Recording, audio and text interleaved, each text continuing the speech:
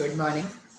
ये class 11th के लिए लेक्चर रिकॉर्ड कर रहे हैं, ठीक है। आज थोड़ा चेंज है। चेंज क्या है, मैं अपने होम टाउन आ चुका हूँ, तो वो चेंज है। तो बैकग्राउंड चेंज हो गया है, सब कुछ चेंज हो गया है। फिर भी मैनेज मैं नहीं बदला, मैं अभी भी वही हूँ जो मैं पहले था। क्या पढ़ रहे थे क्लास 11th में? क्या पढ़ा रहे थे क्लास 11th में? काइनेमेटिक्स पढ़ा रहे थे। और काइनेमेटिक्स में वेरिएबल एक्सेलरेशन पे मैंने इससे पहले वाले दिन में लेक्चर खत्म कर दिया था। वेरिएबल एक्सेलरेशन के क्वेश्चंस कैसे होंगे, क्या करना पड़ेगा, किस तरह सॉल्व करना है, ये मैंने इससे पहले वाले लेक्चर में आपको बता दिया था। आज हम क्या करेंगे, ग्राफ के बारे में बात करेंगे, ठीक है। जो ग्राफ हमारे पास होते हैं उनके बारे में बात करेंगे। तो ग्राफ में बात करने से पहले कुछ बेसिक ग्राफ के बारे में मैंने आपको पहले कभी बताया है। बेसिक ग्राफ के बारे में अगर मैं आपको कुछ याद दिला दूं तो मान लो ये मेरा स्क्रीन है, शेयर करना पड़ेगा मेरे को।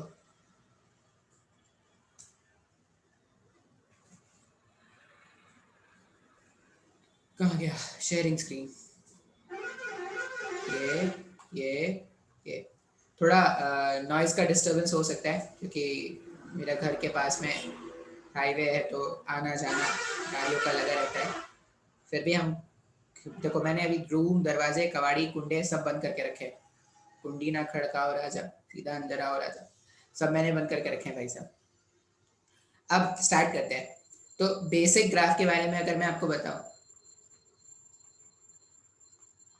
बेसिक ग्राफ, ऐसे तो ये मैंने आपको पहले कभी बता दिया है बेसिक ग्राफ के बारे में। अब तुमको याद क्या क्या रखना है बेसिक ग्राफ में? सबसे पहले तो तुमको याद रखना है स्लोप का मतलब। स्लोप क्या होता है?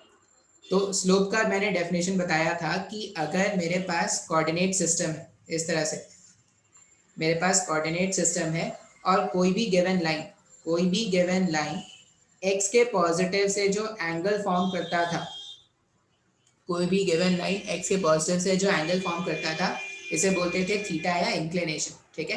अब tan ऑफ दिस इंक्लिनेशन अगर आप कैलकुलेट कर लेते थे तो इसको हम क्या बोलते थे? स्लोप। ये एक तरीका है कैलकुलेट करने का। स्लोप कैलकुलेट करने का एक और तरीका क्या है? मान लो जो लाइन है उसके दो कोऑर्डिनेट्स गिवन है, x1 कॉमा y1, और यहाँ का जो कोऑर्डिनेट है वो है x2 कॉमा y2। कोई भी लाइन था, उसके दो कोऑर्डिनेट्स गिवन थे।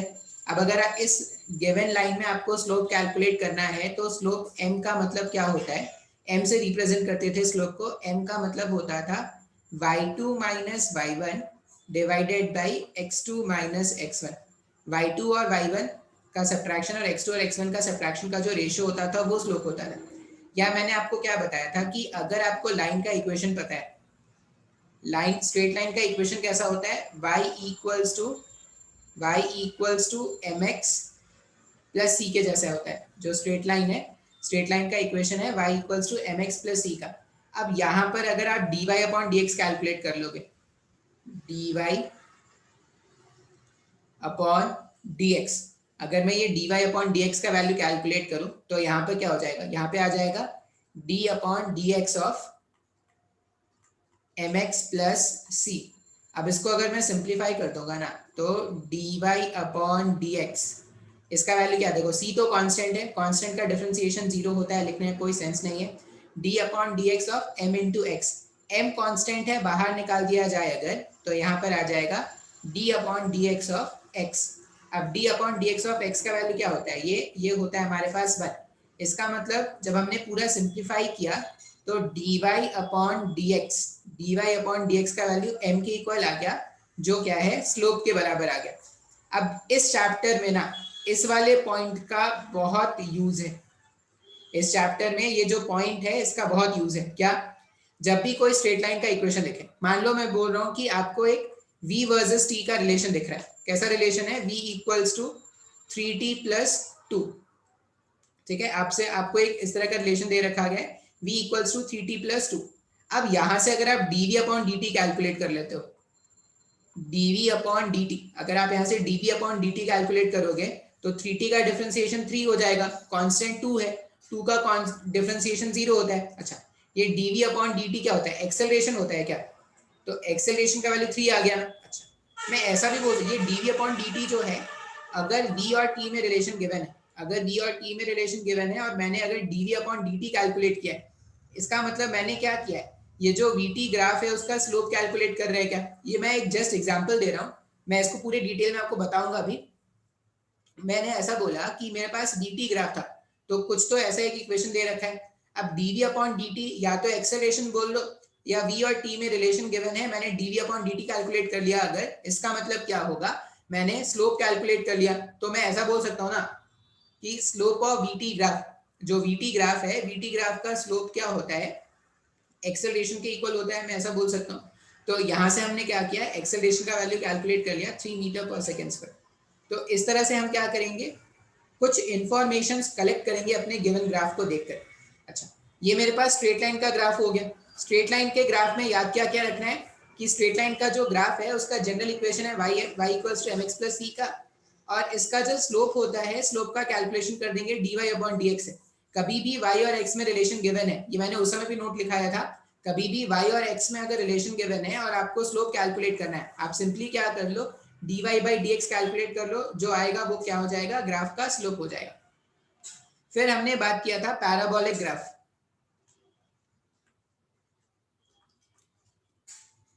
ये सब मैं सिर्फ याद दिला दे रहा हूँ, ये सब मैंने आपको पहले ही पढ़ा दिया है। पैराबोलिक ग्राफ में क्या होता था, चार तरह के ग्राफ होते थे। पहला ग्राफ है y equals to x square का, दूसरा ग्राफ है y equals to minus of x square का, तीसरा ग्राफ है x equals to y square का, और चौथा ग्राफ होगा x equals to minus y square का। ठीक है, ये सपोज ग्राफ नंबर 1, ये ग्राफ नंबर 2, ये ग्राफ नंबर 3, ये ग्राफ नंबर 4। अब अगर आप इस वाले इक्वेशन को ध्यान से देखोगे, पहले वाले इक्वेशन को, फर्स्ट वाले इक्वेशन को अगर आप ध्यान से देखोगे तो x का वैल्यू अगर मैं 1 रख दूं, x का वैल्यू 1 रख दूं, तब भी y का वैल्यू क्या आ रहा है, 1 आ रहा है। और अगर मैं x को -1 रख दूं, तब भी y का वैल्यू कितना आ रहा है, 1 आ रहा है। इसका मतलब मैं x के पॉजिटिव नेगेटिव दोनों वैल्यूज ले सकता हूं, लेकिन y का वैल्यू हमेशा क्या आना चाहिए, y का वैल्यू हमेशा पॉजिटिव आना चाहिए। क्या, क्यों, क्योंकि किसी भी नंबर का स्क्वायर करते हैं तो उसका वैल्यू हमेशा पॉजिटिव होता है। तो हम क्या बोल रहे हैं कि अगर y equals to x square का मेरे पास ग्राफ बनाना है मुझे, तो मैं x के कोई भी वैल्यूज ले सकता हूँ, x का पॉजिटिव वैल्यू भी ले सकता हूँ, x का नेगेटिव वैल्यू भी ले सकता हूँ, और लेकिन जो y का वैल्यू है वो सिर्फ पॉजिटिव हाफ में रिस्ट्रिक्टेड है। अब इसका ग्राफ कैसा दिखता है, तो इसका ग्राफ किस तरह का होगा, उसके लिए हम क्या करते हैं, पहले तो कोऑर्डिनेट सिस्टम बना लेते हैं। ये हमारा कोऑर्डिनेट सिस्टम हो गया। अब मान लो मेरे को ग्राफ बनाना है,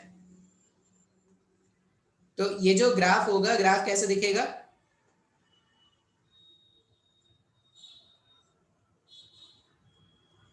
इस तरह का कोई ग्राफ दिखता है। ठीक है, अब ये मेरे पास ग्राफ हो गया y इक्वल्स टू एक्स के स्क्वायर का। अब अगर आप ध्यान से देखोगे तो देखो, किसी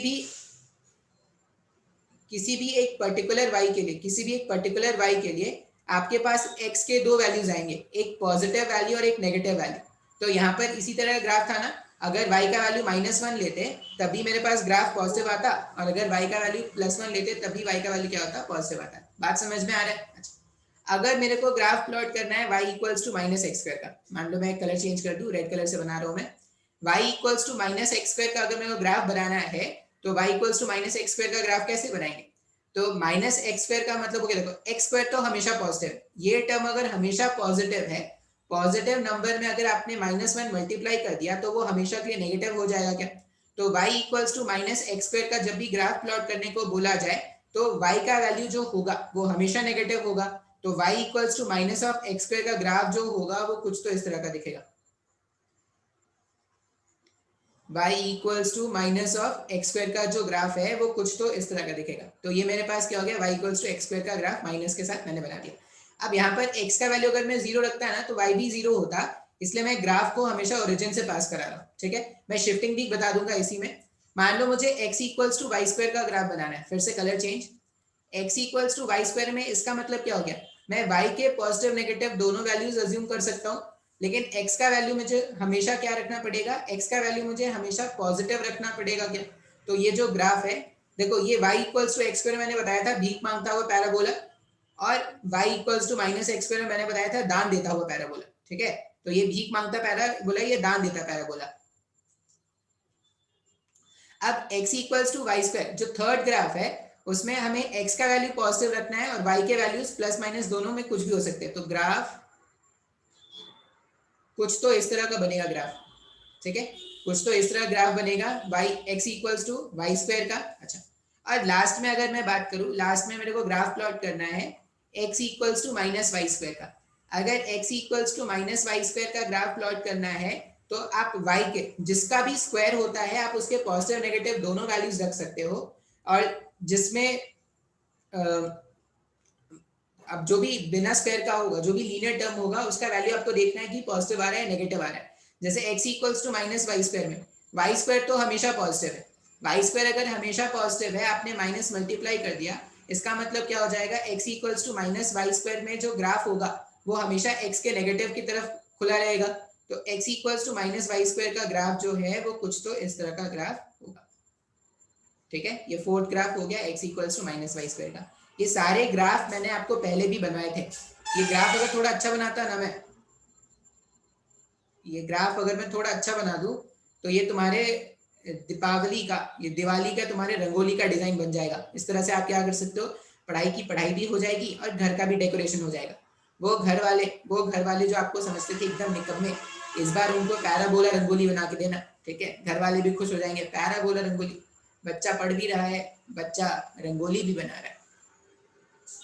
आज नवरात्रि स्टार्ट हो गया है, तो जो जो भी नवरात्रि करते हैं उनके लिए बहुत बहुत शुभकामनाएं उनको, ठीक है। बहुत सारे स्टेट में नहीं होता शायद, आपके स्टेट में शायद नहीं होता, आपके स्टेट में वो देवी पूजा होता है। तो जो भी होता है अपना अपना सेलिब्रेशन है, आपको जो मनाना है वो मना सकते हैं। और क्या है, दशहरा, दशहरा के दिन अपन फिर मिलेंगे। तो ये मेरे पास क्या हो गया, पैराबोलिक ग्राफ हो गया। अब इसी में ना एक शिफ्टिंग का भी बात बता देता हूँ, ठीक है। इसी में क्या करता हूँ मैं, शिफ्टिंग का भी बात बता देता हूँ। मेरे को ग्राफ इरेज करना पड़ेगा। आप क्या करना, स्क्रीन पॉज करके नोट करते रहना। स्क्रीन पॉज करके नोट नहीं करते रहोगे तो किसी भी इंस्टेंट में, इंस्टेंट का मतलब क्षण, पल में आप गायब हो सकते हो। थोड़ा पॉज होगा, इस पे थोड़ा शिफ्टिंग पे बात कर लेते हैं। शिफ्टिंग का मतलब क्या है, बहुत ही सिंपल सा होता है। जैसे मान लो किसी ने आपको बोला कि आपको ग्राफ प्लॉट करना है y equals to 2x minus 3 का। मान लो किसी ने आपको बोला कि y equals to 2x minus 3 का ग्राफ प्लॉट करना है। तो रेफरेंस क्या होता है, किस तरह से ग्राफ प्लॉट करते थे हम, ऐसा बोलते थे कि मान लेते हैं ये हमारे कोऑर्डिनेट सिस्टम का ग्राफ है या एक्सिस है, ठीक है। ये x कोऑर्डिनेट है और ये क्या है, ये है y कोऑर्डिनेट। अब सबसे पहला काम क्या करते हैं, y इक्वल्स टू x का ग्राफ बनाते हैं। तो y इक्वल्स टू x का ग्राफ कैसा बनेगा, तो y इक्वल्स टू x का ग्राफ बनेगा y इक्वल्स टू f, मतलब m का वैल्यू 1 है, m का वैल्यू 1 मतलब tan थीटा, m का वैल्यू 1 मतलब tan थीटा का वैल्यू 45 होना चाहिए। tan थीटा 45 डिग्री बहुत ही प्यारा एंगल है। जितना इंक्लिनेशन यहाँ से होगा उतना इंक्लिनेशन यहाँ से भी होगा।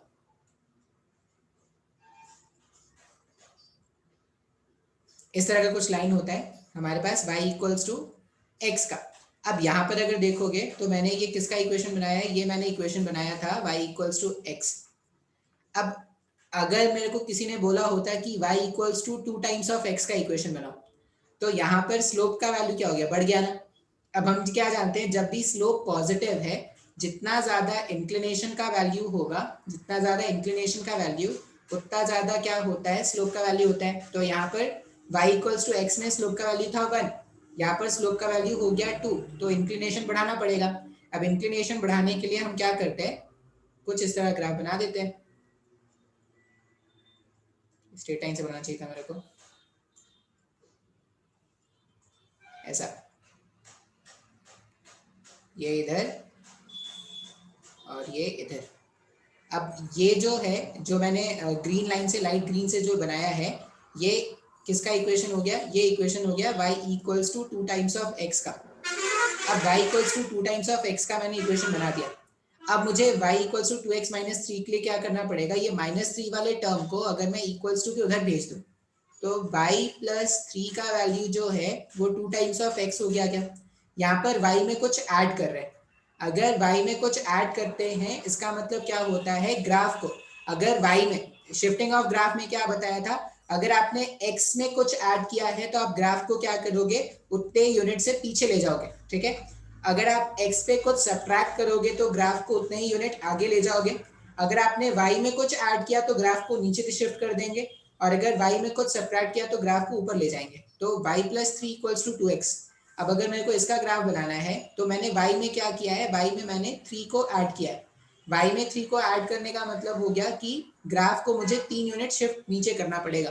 तो जो ग्राफ था उसको पूरा पूरा उठा के पैरेलल में क्या कर देंगे, पैरेलल में ऐसे पैरेलल में 3 यूनिट नीचे शिफ्ट कर देंगे, तो कुछ इस तरह का ग्राफ दिखेगा। अब ये जो ग्राफ बना ना, ये जो ग्राफ बना, ये ग्राफ किसका हो गया, ये ग्राफ हो जाएगा y = 2x - 3 का। तो शिफ्टिंग ऑफ ग्राफ में मैंने कुछ क्वेश्चंस आपको कराए थे, ठीक है, जब मैंने ग्राफ की बेसिक थ्योरी के बारे में बात किया था। अब पैराबोला में अगर मेरे को किसी ने बोला होता कि भाई साहब आप तो ग्राफ बनाओ किसका, जो अगर आपको याद है तो बहुत अच्छी बातें हैं, और अगर नहीं याद है तो ये सब क्या करोगे, नोट करते जाओगे। मान लो मेरे को किसी ने बोला होता कि y = x - 2 का होल स्क्वायर, इसका ग्राफ बनाओ। y = x - 2 का होल स्क्वायर का ग्राफ मेरे को किसी ने बनाने को बोला, तो पहला काम क्या करते हैं, पहला काम तो y =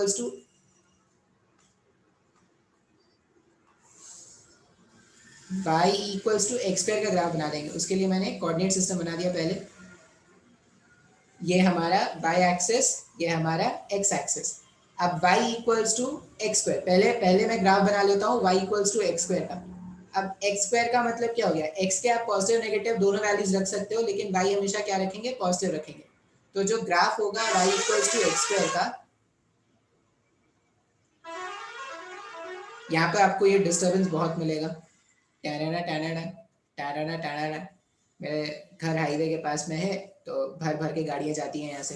अब पता नहीं वो किसको देख के हॉर्न ब्लो करती है, कौन सी एक्ट्रेस उनको देख रही है। वो गाना है ना, मुड़ के तू देख सोड़ी है, मुंडा हॉर्न है ब्लो करता। तो ट्रक ड्राइवर भी गाते रहते हैं, पता नहीं किसके लिए गा रहे हैं, लेकिन वो गाते रहते हैं।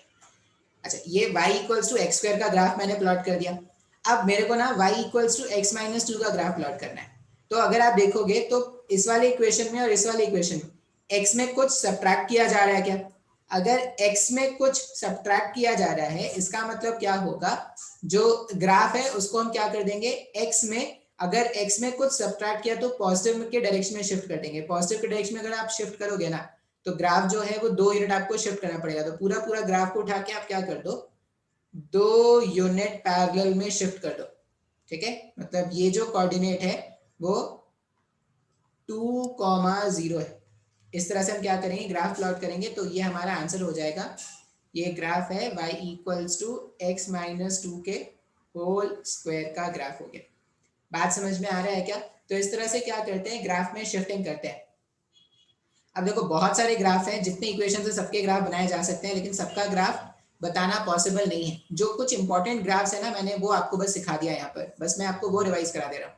अच्छा, यहाँ पर अगर आप देखोगे ना, मान लो y = x - 2 का होल स्क्वायर है, और यहाँ से अगर मैं कैलकुलेट करूँ dy/dx, अगर मैं यहाँ से कैलकुलेट करूँ dy/dx, तो ये dy/dx क्या हो जाएगा, चेन रूल से डिफरेंशिएशन करना पड़ेगा। तो 2 सामने आके मल्टीप्लाई हो गया, x - 2 पहला टर्म हो जाएगा, फिर जब x - 2 का डिफरेंशिएशन करेंगे x के रिस्पेक्ट में, तो वो 1 हो जाएगा।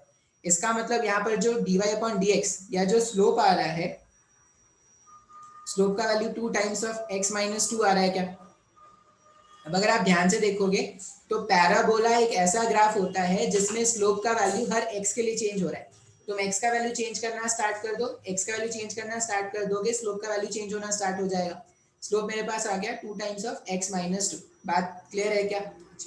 तो हमने आपको स्लोप का मतलब बता दिया, स्ट्रेट लाइन का बेसिक इक्वेशन कैसा दिखता है वो बता दिया, ग्राफ में शिफ्टिंग कैसे करते हैं वो बता दिया। इसके अलावा कुछ और इंपॉर्टेंट ग्राफ्स हैं जो आपको दिख जाएंगे बहुत बार। और इंपॉर्टेंट ग्राफ्स आपको क्या दिख जाएंगे, कभी भी अगर इस तरह ग्राफ दिख जाए y = 1/x, अगर y = 1/x का ग्राफ दिख जाए, तो यहाँ पर इसका जो ग्राफ होता है वो होता है रेक्टेंगुलर हाइपरबोलिक। ये याद रखना पड़ेगा, ये फिजिक्स में तो बहुत काम का रिलेशन है। y = 1/x, जैसे चार्ल्स लॉ, बॉयल्स लॉ जब पढ़ोगे ना, तो इस तरह के ग्राफ आपको बनाने पड़ेंगे। अब यहाँ पर साफ साफ दिख रहा है कि अगर x का वैल्यू बढ़ाया जाए तो y का वैल्यू जो है वो ऑटोमेटिकली कम क्या हो जाएगा, कम होता जाएगा। इसका मतलब जब x का वैल्यू टेंडिंग टू इन्फिनिटी है, मतलब x को मैंने बढ़ाते बढ़ाते कहाँ तक ला दिया, टेंडिंग टू इन्फिनिटी जब ला दिया, तो y का वैल्यू कम होते होते कहाँ पर आ जाएगा, जीरो की तरफ आ जाएगा क्या। तो जो ग्राफ होता है ना, वो ग्राफ कुछ इस तरह का दिखता है। ये ग्राफ याद कर लेने में समझदारी होती है। इस तरह ग्राफ आपको दिखेगा, और ये जो ग्राफ है वो सिमेट्री होता है इस अबाउट के, मतलब ये जो एक्सिस है ना, उससे इधर का ग्राफ और इधर का ग्राफ क्या होता है, सेम होता है। और ये जो पॉइंट है ना, ये जो पॉइंट है, इसमें क्या हो जाएगा, x का वैल्यू भी 1 है और y का वैल्यू भी क्या है, 1 है। फिर से ये जो पॉइंट होगा, इसमें x का वैल्यू -1 है और y का वैल्यू क्या है, -1 है। तो इस तरह से ये हमारे पास पॉइंट्स हैं और ये ग्राफ इस तरह का होगा, ठीक है। अच्छा, कभी भी याद रखें, ग्राफ को ऐसे यहाँ पे मिला मत देना। ग्राफ को अगर आप ऐसे मिला दोगे तो गलत ग्राफ हो जाएगा। ये ग्राफ जो है, जब यहाँ पर अगर आप देखो तो देखो y का वैल्यू टेंडिंग टू इन्फिनिटी, मतलब जब y का वैल्यू इन्फिनिटी को पहुंचने की कोशिश कर रहा है, तब x का वैल्यू क्या होगा, x का वैल्यू 0 को पहुंचने की कोशिश कर रहा है। क्लियर है क्या। अच्छा, अब यहाँ पर अगर आप dy by dx कैलकुलेट करोगे, dy अपॉन dx अगर आप यहाँ पर कैलकुलेट करोगे, इसका मतलब मैं कैलकुलेट करना चाहता हूँ d upon dx of 1 upon x। अब 1 अपॉन x का डिफरेंशिएशन क्या लिख सकते हैं, ये dy अपॉन dx है। 1 अपॉन x को मैं x टू द पावर -1 भी लिख सकता हूँ, d upon dx of x to the power -1। अब x टू द पावर -1, जब भी पावर नेगेटिव, देखो डिफरेंशिएशन का बेसिक रूल क्या बोलता था, जो भी पावर है उसमें -1 कर दो, और जो भी पावर है वो पहले तो सामने लाके मल्टीप्लाई कर दो, फिर जो भी पावर से -1 कर दो। तो यहाँ पर जब आप इसको सिंप्लीफाई करोगे ना, तो ये dy अपॉन dx का वैल्यू जो है वो हो जाएगा x -1। अच्छा, पहले तो पावर जो था उसको सामने लाके मल्टीप्लाई कर दिया, -1, और फिर जो पावर था उसमें -1 वापस से ऐड कर दिया। तो ये जो मेरे पास वैल्यू आ रहा है, ये जो मेरे पास वैल्यू आ रहा है सॉल्व करने के बाद, इसको अगर आप ध्यान से देखोगे ना, तो देखो कितना आ रहा है, that implies dy upon dx equals to minus of x to the power -2। इसका मतलब dy upon dx is minus of 1 upon x का स्क्वायर। ये हमारे पास क्या हो जाएगा, स्लोप हो जाएगा। इस तरह से हम क्या कर सकते हैं, स्लोप कैलकुलेट कर सकते हैं। अच्छा, एक और भी ग्राफ आप याद रख सकते हो। एक और ग्राफ क्या होगा, जैसे अगर ये बोला जाए y equals to 1 upon x square का ग्राफ बनाना है, अगर y equals to 1 upon x square का अगर आपको ग्राफ बनाना है, तो यहाँ पर ये जो ग्राफ होगा वो भी क्या है, रेक्टेंगुलर हाइपरबोलिक है, ठीक है। फिर से अगर मान लो ये ग्राफ बनाना होता, तो यहाँ पर अगर आपने x का वैल्यू 1 रखा होता, तो y का वैल्यू भी क्या होता, 1 होता, ठीक है। अच्छा, लेकिन अगर आप x का वैल्यू, मान लो मैं x को कर दूं हाफ, या मैं x को कर देता हूँ 2, अच्छा वैल्यू लेते हैं, x को अगर मैं 2 कर दूं, तो y का वैल्यू 1/4 हो गया क्या। अभी ध्यान से देखा, ये मेरे पास कोऑर्डिनेट्स अगर मैं मार्क करूं, यहाँ पर ये x का वैल्यू 1 था, x का वैल्यू 1 था, तो y का वैल्यू 1 मिल रहा है। x का वैल्यू 2 कर दिया जाए अगर, x का वैल्यू 2 कर दिया जाए अगर, तो y का वैल्यू कितना हो जाएगा, 1/4। अच्छा, इस वाले ग्राफ के हिसाब से अगर मैं x के वैल्यू को, अगर x का वैल्यू 2 कर दूं, तो y का वैल्यू क्या हो जाएगा, 1/2 हुआ क्या। इसका मतलब अगर y इक्वल्स टू, ये जो वाइट वाला ग्राफ है, ये वाइट वाला ग्राफ किसका है, y equals to 1 upon x का। 1 अपॉन एक्स के ग्राफ में जब हमने x के वैल्यू को, जब हमने x के वैल्यू को 2 रखा, तो y का जो वैल्यू आया था, y का वैल्यू 1/2 आ गया क्या। अच्छा, मान लो मैं बोल रहा हूँ कि ये जो x है, ये जो x है, उस x के वैल्यू को अगर मैं रख दूं 2 सेकंड वाले ग्राफ में, तो y का वैल्यू 1/4 आ रहा है क्या। 1/4 मतलब और नीचे चला गया क्या, 1/4, ये वाला पॉइंट 1/4 होगा ना y कोऑर्डिनेट का। तो अगर आप ध्यान से देखोगे ना, तो y equals to 1 upon x square का ग्राफ कुछ ऐसा होगा, देखो ऐसा, इधर भी टेंडिंग टू इन्फिनिटी और इधर भी टेंडिंग टू इन्फिनिटी। तो ये ग्राफ कंपैरिजन में कभी कभी आते हैं, तो आप दोनों ग्राफ को क्या कर देना, आप देखो मैथ्स के स्टूडेंट तो है नहीं कि आपको इतना डिटेल से ये सब समझना है। आप सिंपली क्या करना, इनको फोटो के जैसा याद रख लेना कि y को, अब ऐसा नहीं कि एकदम पागलों के जैसा सोच लिया कि सर याद रखने को बोला है तो कुछ भी करके याद कर लो, वैसा नहीं। थोड़ा बहुत दिमाग लगाना, थोड़ा बहुत लॉजिक लगाना और इसको याद करके रख लेना। तो ये y equals to 1 upon x square का ग्राफ ऐसा दिखेगा। देखो, जब भी ग्राफ में नहीं समझ में आए ना, तो अपने मन से कोऑर्डिनेट्स रख के देखो, अपने मन से कोऑर्डिनेट्स रख के देखो और उसको सिंप्लीफाई करने की कोशिश करो। एक बार कोऑर्डिनेट्स रखा, सिंप्लीफाई करने की कोशिश की, तो आपका वैल्यू मिल जाएगा। आपका ग्राफ प्लॉट एटलीस्ट आप पॉइंट्स प्लॉट कर करके ग्राफ का वैल्यू तो फाइंड आउट कर ही सकते हो। अच्छा, इसके अलावा कुछ और भी ग्राफ्स होते हैं जो आपको मैं बता देता हूँ, जो थोड़ा यूज होता है कभी कभार। पता नहीं पहले बताया था कि नहीं। मान लो ये बोला जाए कि y equals to sine theta या y equals to sine x का ग्राफ बनाना है। अब y equals to sine x का ग्राफ बनाना है, इसका मतलब क्या है? देखो साइन एक्स का ग्राफ कैसा दिखता है।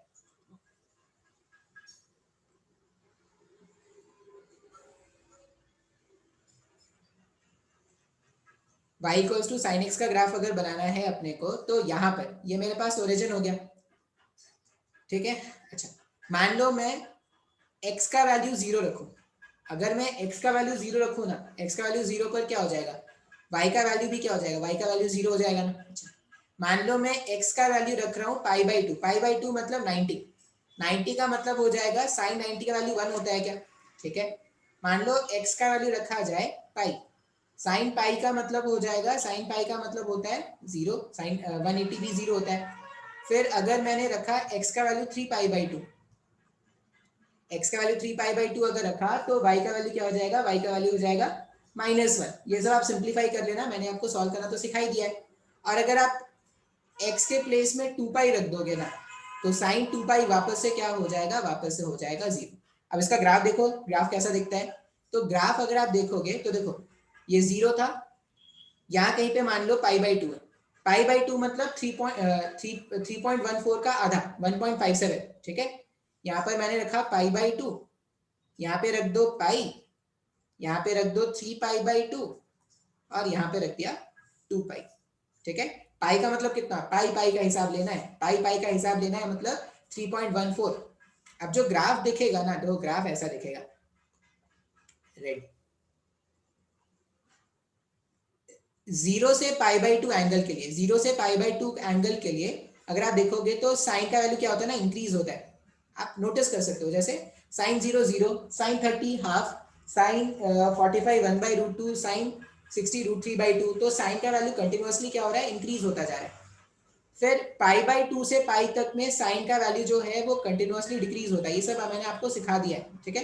देखो 0 से पाई के बीच में साइन का वैल्यू क्या होता था, पॉजिटिव होता था ना। क्वाड्रेंट की अगर खेल खेले तो यहाँ से यहाँ तक का अगर थीटा होता था तो साइन क्या होता था, पॉजिटिव होता था। देखो यहाँ से 0 से पाई तक साइन का वैल्यू मैंने क्या रखा है, पॉजिटिव रखा है।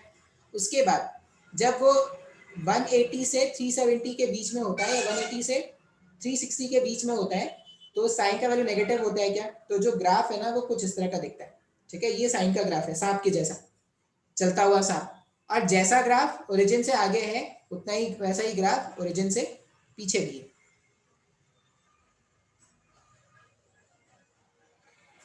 इस तरह ग्राफ कंटिन्यूअस होता है, तो ये क्या होता है, साइन एक्स का ग्राफ होता है। आप इसको पॉज कर लो। तो इस तरह से क्या करते हैं, साइन का ग्राफ बनाते हैं, साइन एक्स का ग्राफ। एक्स के अलग अलग वैल्यूज के लिए हमने वाई का वैल्यूज फाइंड कर लिया और हमने ग्राफ प्लॉट कर दिया। तो ये साइन एक्स का ग्राफ होगा, कुछ इस तरह से दिखता है। ये सारे ग्राफ्स आपको याद रखने पड़ते हैं, ठीक है। अच्छा, एक और ग्राफ होता है कॉस एक्स का, वो भी बता देता हूँ। अभी इतना यूज नहीं आएगा आगे, लेकिन वो कभी कभी तुमको यूज आता रहेगा, कॉस एक्स का ग्राफ।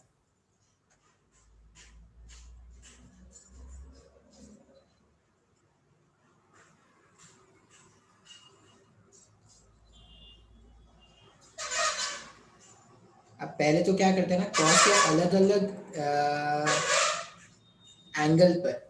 एंगल पर कॉस थीटा का क्या वैल्यू होता है, कॉस एक्स का क्या वैल्यू होगा, वो जान लेते हैं। जैसे अगर मैं बोलूँ कि मेरे पास y जो है, y क्या है, y मेरे पास कॉस x है। अब अगर मैं x को 0 रखूँ ना, तो कॉस जीरो का वैल्यू कितना होता है, कॉस 0 1 होता है। अगर मैं x का वैल्यू π/2 रखूँ, x का वैल्यू π/2, तो cos π/2 मतलब cos 90 का वैल्यू क्या है, 0 है। अगर x को रखा जाए 3π/2, तो ये हो जाएगा cos 3π/2। cos 3π/2 का वैल्यू हो जाता है, 3π/2 का वैल्यू -1। और अगर x को रखा जाए 2π, तो cos 2π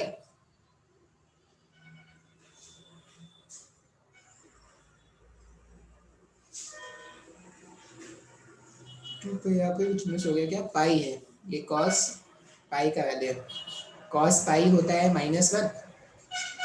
यहाँ पे कॉस एक्स का वैल्यू अगर मैं पाई रखूँ, एक्स का वैल्यू पाई है तो कॉस पाई का वैल्यू -1। और अगर मैंने x का वैल्यू रखा 3π/2, तो cos 3π/2 का वैल्यू कितना हो जाता है, cos 3π/2 का वैल्यू हो जाएगा 3π/2 का मतलब हो जाएगा कि उसका वैल्यू हो गया वापस से 0। तो इस बार इसका ग्राफ अगर आप प्लॉट करोगे ना, तो देखो जब x का वैल्यू 0 है तो y अपने मैक्सिमम पर है, और जैसे जैसे आप x का वैल्यू 0 से π/2 इंक्रीज करते हो उसका वैल्यू कम होता जाता है, वैल्यू कम हुआ, फिर ये क्या हो जाएगा, π/2 से पाई तक ये इंक्रीज होता है, और 3π/2 में ये वापस से 0 हो गया, फिर क्या होगा, ये वापस से इंक्रीज होता है। तो अगर आपको याद हो तो पाई का वैल्यू क्या होता था, फर्स्ट क्वाड्रेंट में, फर्स्ट क्वाड्रेंट मतलब 0 से π/2 में पाई का वैल्यू पॉजिटिव होता था, और फोर्थ क्वाड्रेंट मतलब 3π/2 और 2π के बीच में भी y का cos x का वैल्यू पॉजिटिव होता था। π/2 से 3π/2 में cos x का वैल्यू क्या होता है, नेगेटिव होता है, तो इस तरह से उसका ग्राफ दिखेगा। अब अगर इधर आप कंटिन्यू करना चाहोगे तो कुछ तो इस तरह का ग्राफ आपको मिलेगा ग्राफ, ठीक है। तो ये ग्राफ आपको याद रखना पड़ेगा, साइन एक्स और कॉस एक्स का graph.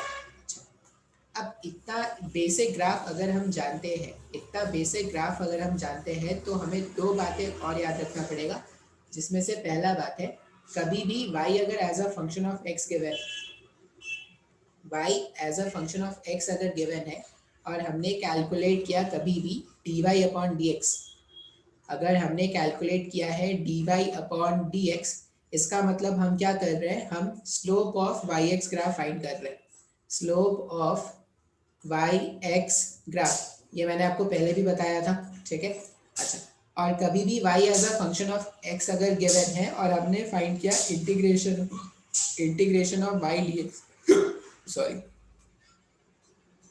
Integration of y dx, या इसको मैं ऐसा भी लिख सकता हूँ, fx dx, लिमिट्स यहाँ पर कोई x1 से x2, dx का इंटीग्रेशन है तो यहाँ पे लिमिट्स भी क्या करेंगे, x के पुट करेंगे।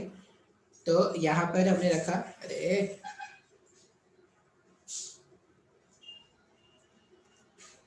dx, ठीक है। तो इसका मतलब होता है area under fx graph, area under fx graph and x axis, ठीक है। जैसे अगर मैं एक सिंपल सा ग्राफ लूँ, मैं मान लो मैंने बोला कि y इक्वल्स टू 3x मेरे पास एक ग्राफ है, ठीक है, y इक्वल्स टू 3x अगर मेरे पास ग्राफ है, तो यहाँ पर अगर मैंने dy/dx कैलकुलेट किया, तो dy/dx साफ साफ क्या आ रहा है, 3 के इक्वल आ रहा है। अब 3 जो था वो लाइन का स्लोप था क्या, तो ये तो सर साफ साफ पता चल रहा है। अगर मैंने y इक्वल्स टू 3x में, अगर मैं ये सॉल्व कर दूँ, integration y dx, integration y dx का मतलब हो गया इंटीग्रेशन 3x dx, ठीक है। मान लो मैं 0 से 1 तक फाइंड करना चाहता हूँ, मैं क्या बोल रहा हूँ कि x का वैल्यू क्या है, x का वैल्यू 0 से x का वैल्यू 1 तक में जो एरिया होगा वो कैलकुलेट करना चाहते हैं। तो इसको अगर आप सिंप्लीफाई करोगे तो यहाँ पे क्या लिखेंगे, 3x dx था, 3 कांस्टेंट था, बाहर निकाल दो, x dx का इंटीग्रेशन हो जाएगा x² divided by 2, x² divided by 2 integration हो गया, ये हो जाएगा 0 से 1। अब अगर 1 का वैल्यू पुट करोगे तो यहाँ पर हो जाएगा 3 डिवाइडेड बाई 2, ऐसा कुछ होगा क्या। अब इसको एनालाइज भी कर लेते हैं, हमने इस तरह से लिखा, मान लो मैं इसका ग्राफ प्लॉट करूँ,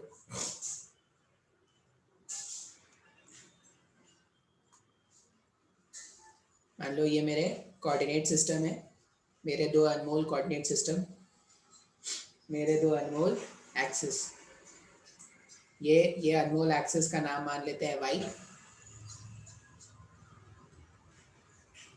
ये y और ये x, y इक्वल्स टू, हमारे पास क्या था, y इक्वल्स टू 3x था, y इक्वल्स टू 3x का ग्राफ क्या होगा, एक स्ट्रेट लाइन होगा इस तरह से, ये y इक्वल्स टू 3x का ग्राफ होगा, और एक कोऑर्डिनेट इसका 0,0 है, और जब x का वैल्यू 1 है, जब आप यहाँ पर x का वैल्यू 1 पुट करोगे, इस वाली इक्वेशन में x को अगर मैंने 1 पुट किया तो यहाँ पर क्या हो जाएगा, y के प्लेस में 3 हो जाएगा, ये देखो जो इक्वेशन है, अगर मैं x के प्लेस में 1 पुट कर दूँ तो y का वैल्यू हो जाएगा 3, मतलब अगर यहाँ से यहाँ का लेंथ 1 हुआ, तभी तो x का वैल्यू 1 रखा ना, तो ये लेंथ कितना आ रहा है, ये लेंथ आ रहा है 3।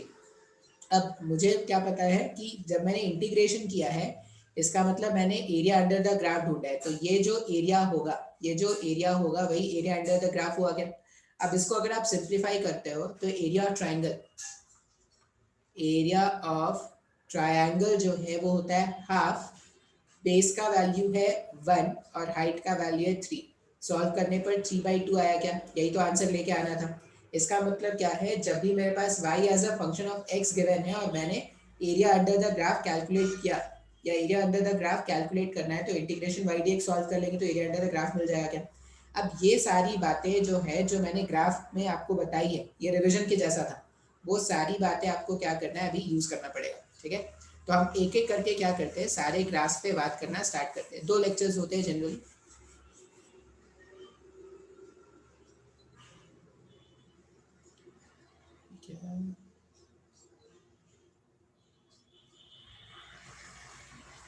ये भी शिफ्ट हो सकता है, मैंने तो कभी शिफ्ट किया नहीं था।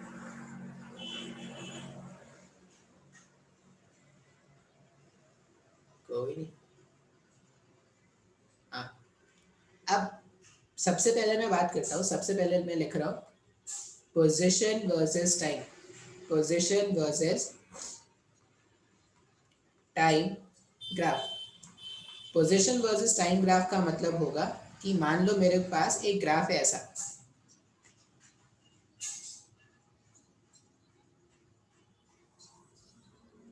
अब इस तरफ जो नॉर्मल मेरा y एक्सेस होता है वहां पे मैंने रखा है x। इसका मतलब ये है, ये पार्टिकल का x कोऑर्डिनेट है। यहाँ पे जहाँ पे मैंने ये जो मैंने x लिखा है ना, x मतलब क्या है, या तो आप समझ लो पार्टिकल का पोजीशन है, या ऐसा समझ लो पार्टिकल का x कोऑर्डिनेट है।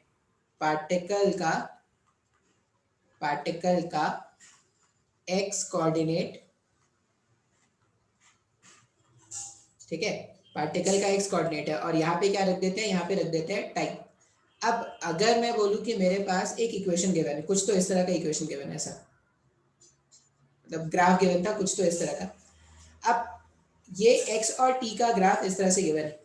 अब x और t का ग्राफ अगर गिवन है, मैंने आपको पार्टिकल का x पोजीशन, पार्टिकल का जो x पोजीशन है और टाइम के बीच का ग्राफ बनाया।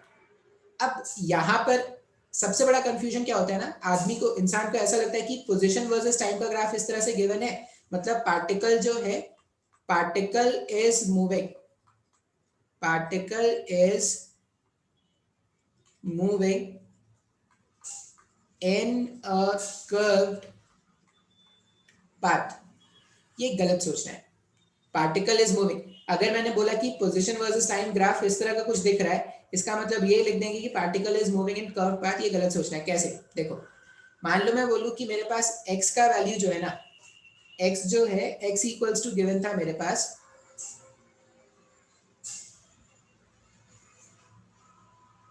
Root over T. एक्स का वैल्यू मेरे पास क्या गिवन है, एक्स का वैल्यू मेरे पास गिवन है रूट ओवर टी, या मैं इसको ऐसा भी लिख सकता हूँ क्या, एक्स का स्क्वायर जो है वो टी के बराबर है, बिल्कुल एक्स का स्क्वायर टी के बराबर है। अच्छा, अब यहाँ पर क्या करोगे, इस वाले इक्वेशन को अगर आप ध्यान से देखोगे तो आप x का वैल्यू माइनस इन्फिनिटी से प्लस इन्फिनिटी कुछ भी रख सकते हो, लेकिन टाइम का वैल्यू हमेशा ग्रेटर देन 0 आना चाहिए क्या। जो टाइम का वैल्यू है वो हमेशा ग्रेटर देन 0, क्योंकि टाइम हमेशा क्या होता है, पॉजिटिव होता है। अब अगर आप इस इक्वेशन में x के वैल्यूज पुट करना स्टार्ट करोगे ना, मान लो मैं बोलूं कि पार्टिकल का पोजीशन मेरे को जानना है, x का वैल्यू जानना है at t equals to 0। At t equals to 0 पर अगर x का वैल्यू जानोगे तो कितना हो जाएगा, x भी 0 हो जाएगा। अच्छा, जब t का वैल्यू 1 है तो x का वैल्यू क्या हो जाएगा, x का वैल्यू भी 1 हो जाएगा।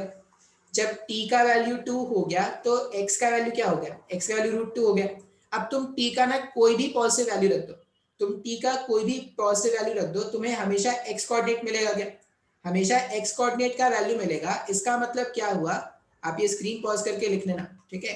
इसका मतलब ये हुआ कि पार्टिकल जो है, पार्टिकल एक स्ट्रेट लाइन पे चल रहा है, पार्टिकल जो है वो स्ट्रेट लाइन पाथ पे चल रहा है, और वो जो स्ट्रेट लाइन है वो एक्चुअल में क्या है, एक्स एक्सिस है।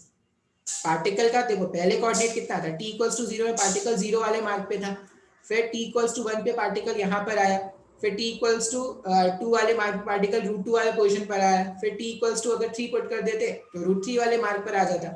इसका मतलब अगर आप ध्यान से देखोगे ना तो यहाँ पे पार्टिकल जो है वो एक्स एक्सिस के अलॉन्ग मूव कर रहा है। सर कैसे पता चला एक्स एक्सिस के अलॉन्ग मूव कर रहा है? क्योंकि समय के साथ पार्टिकल का सिर्फ एक्स कोऑर्डिनेट चेंज हो रहा है। क्यों? क्योंकि हमें रिलेशन एक्स और टी में गिवन है ना, वाई में तो कोई रिलेशन गिवन नहीं है। इसका मतलब particle is travelling in a straight line, particle is travelling in a straight line along x axis. अब सर ये ग्राफ क्यों बना? फिर ये ग्राफ आपको इसलिए बना है क्योंकि x और t का जो रिलेशन है वो देखो एक पैराबोलिक रिलेशन, पैराबोलिक रिलेशन का ग्राफ ऐसा ही बनता है क्या? बात समझ में आ रहा है? अगर पोजीशन सबसे पहले तो अगर पोजीशन वर्सेस टाइम का ग्राफ गिवन है तो उसको देख के क्या क्या समझना है। किसी भी पोजीशन वर्सेस टाइम के ग्राफ में अगर आप टाइम के अलग अलग वैल्यूज पुट करोगे तो आपको क्या मिलेगा? पार्टिकल का अलग अलग पॉइंट का पोजीशन मिलेगा। जैसे यहाँ पर पोजीशन वर्सेस टाइम जो ग्राफ था इसमें मैं टाइम के अलग अलग वैल्यूज पुट कर रहा हूँ तो मुझे x का अलग अलग वैल्यू मिल रहा है। अब x का अलग अलग वैल्यू मिल रहा है, इसका मतलब मैं ये बोल सकता हूँ कि पार्टिकल जो है, पार्टिकल का सिर्फ x कोऑर्डिनेट चेंज हो रहा है। अगर पार्टिकल का सिर्फ x कोऑर्डिनेट चेंज हो रहा है इसका मतलब पार्टिकल जो होगा वो x एक्सिस के अलॉन्ग मूव कर रहा है। ये बहुत जरूरी है। अच्छा, ये जो ग्राफ बना है, ये जो ग्राफ बना है ये इक्वेशन ऑफ ट्रेजेक्टरी है क्या? नहीं, आपको मैंने बताया था ट्रेजेक्टरी। ट्रेजेक्टरी का मतलब क्या मैंने सिखाया था आपको? जिस पाथ पर पार्टिकल एक्चुअल में मूव करता है। आप याद करो मैंने कुछ ट्रेजेक्टरी वाले क्वेश्चन आपको सॉल्व कराए थे। ट्रेजेक्टरी में मैंने आपको बोला था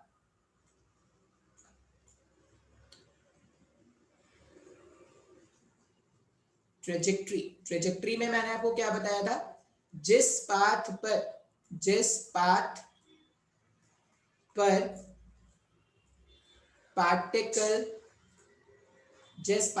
पार्टिकल एक्चुअल में मूव करता है, एक्चुअल में मूव करता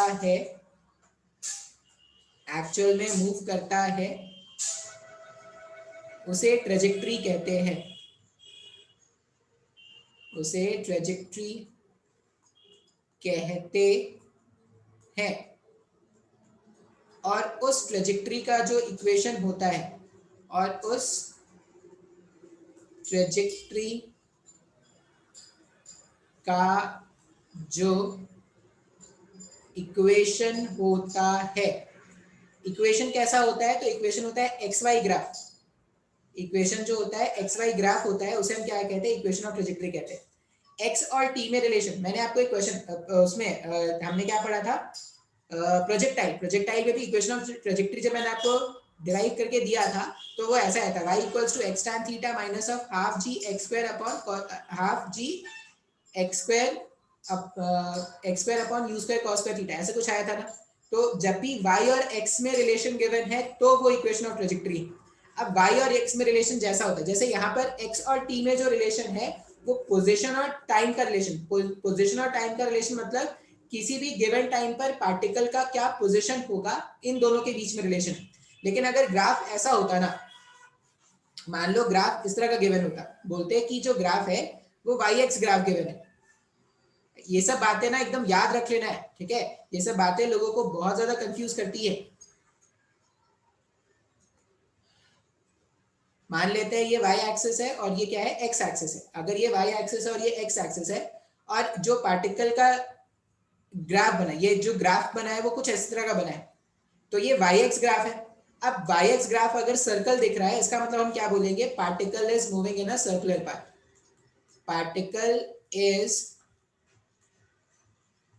moving in a circular path. ये आपको याद रखना है। मान लो किसी ने बोला होता कि जो वाई एक्स ग्राफ है, यहाँ पे y और ये x, मान लो वाई एक्स ग्राफ इस तरह का है, इसका मतलब क्या है? पैराबोला जैसा है। इसका मतलब होगा particle is moving in a parabolic path, particle is moving in a parabolic path. ये हम क्या करेंगे? याद रखेंगे, ठीक है? जब भी वाई एक्स रिलेशन गिवन है, वाई एक्स रिलेशन जैसा भी होगा, इसमें पार्टिकल क्या कर रहा है? पार्टिकल सर्कल में घूम रहा है। ये मेरे पास ये ट्रेजेक्टरी है, ये जो सर्कल बना ये क्या है? ट्रेजेक्टरी है। यहाँ पे ये क्या है, ये ट्रेजेक्ट्री है। क्यों? क्योंकि ये वाई एक्स ग्राफ था। लेकिन एक्स और टी में जो ग्राफ है, ये ट्रेजेक्ट्री सोचने की गलती नहीं करना है, ठीक है। ये नहीं सोचना है कि ये पार्टिकल का ट्रेजेक्ट्री है, पार्टिकल इस पाथ में चल रहा है। पार्टिकल का एक्स कोऑर्डिनेट टाइम के अकॉर्डिंग कैसे चेंज होगा, तो वो उसका रिलेशन बता रहा है। बात समझ में आया? जैसे आगे जाके आप देखना, आगे जाके फिजिक्स में आपको ऐसा रिलेशन मिलेगा कि पार्टिकल का जो एक्स कोऑर्डिनेट है, पार्टिकल का जो एक्स कोऑर्डिनेट है वो ऐसा चेंज हो रहा है, ए साइन टी। मान लो पार्टिकल का जो एक्स कोऑर्डिनेट है वो ऐसा चेंज हो रहा है, ए साइन टी। अब यहाँ पर ये एक्स और टाइम का रिलेशन है, एक्स और टाइम का रिलेशन है, मतलब ये पोजीशन वर्सेस टाइम ग्राफ है, पोजीशन वर्सेस टाइम ग्राफ। अब किस टाइम पर पार्टिकल का क्या एक्स कोऑर्डिनेट रहेगा वो कैसे पता चलेगा, वो टाइम के अलग अलग वैल्यूज पुट करने पर रहेगा। कभी भी अगर एक्स और टी का रिलेशन गिवन है, सिर्फ एक्स और टी का रिलेशन गिवन है, तो याद रख लेना ये पार्टिकल के पोजीशन और टाइम का रिलेशन है, टाइम का रिलेशन है। इसका मतलब किसी भी टी टाइम पर, किसी भी टी टाइम पर, किसी भी टी टाइम पर पार्टिकल का क्या कोऑर्डिनेट होगा, पार्टिकल का क्या एक्स कोऑर्डिनेट होगा, ठीक है। सिर्फ इतना पता चलेगा। अच्छा, कभी कभी वो आपको क्या करते हैं, जैसे मैंने शायद इससे पहले वाले लेक्चर में आपको कराया था एक क्वेश्चन। मान लो ऐसा बोल रहे हैं कि जो मेरे पास x है, ठीक है, मेरे पास x का वैल्यू है a sin t, इसको मैं एक वैल्यू दे देता हूँ। x का वैल्यू है मान लो मेरे पास 4 sin t, और y इन्होंने बोला y का वैल्यू कितना है, y का वैल्यू है 4 cos t, ठीक है। और मुझसे बोला गया है कि इक्वेशन ऑफ ट्रेजेक्ट्री का इक्वेशन ऑफ ट्रेजेक्ट्री ढूंढो। अब जब भी x और t और y और t, ये रिलेशन क्या बता रहा है, ये रिलेशन बता रहा है कि किस टाइम का क्या क्या वैल्यू रखने से x के वैल्यू कैसे चेंज होंगे, ये पता चल रहा है इस कोऑर्डिनेट से। और टाइम के अलग अलग वैल्यू पे y का क्या क्या कोऑर्डिनेट होगा, ये यहाँ से पता चल रहा है। अब यहाँ पर x कोऑर्डिनेट भी चेंज हो रहा है, y कोऑर्डिनेट भी चेंज हो रहा है। पार्टिकल स्ट्रेट लाइन में चल रहा है, सर्कल में चल रहा है, कैसे चल रहा है वो इसके इक्वेशन ऑफ ट्रेजेक्टरी से फाइंड आउट करना पड़ेगा। तो मैं पहले वाले इक्वेशन को ऐसा लिख सकता हूँ, क्या, साइन टी को मैंने क्या लिख दिया, x डिवाइडेड बाई 4। और सेकंड वाले इक्वेशन से मैं क्या लिख सकता हूँ, cos t को क्या लिख देते हैं, y डिवाइडेड बाई 4। अब अगर sin t का वैल्यू और x t का वैल्यू पता है और मेरे को क्या करना है, टाइम को एलिमिनेट करना है, तो मैं क्या कर देता हूँ, स्क्वायरिंग कर देता हूँ दोनों तरफ, squaring both side and adding. तो पहला टर्म हो जाएगा साइन स्क्वायर t, दूसरा टर्म हो जाएगा cos स्क्वायर t, यहाँ पर हो जाएगा x square by 4 plus y square by 4। Sine square t plus cos square t का वैल्यू हो जाएगा 1, तो यहाँ पर ये कितना आ रहा है, x square by 4 plus y square by 4। अब जो मेरे पास इक्वेशन ऑफ ट्रेजेक्ट्री आया ना, वो कैसा आ रहा है, x square plus y square by x square plus y square by 4 equals to 1। मतलब ये रिलेशन आ गया क्या। अब एक्चुअल में ये सर्कल का रिलेशन, ये सर्कल का इक्वेशन, इसका मतलब पार्टिकल जो होगा वो एक सर्कुलर पाथ पे मूव कर रहा है, ठीक है। थोड़ा थोड़ा चीजें याद तो रख ही सकते हैं। पार्टिकल जो है सर्कल में मूव कर रहा है, जिसका सेंटर कहाँ पर है, 0,0 पर।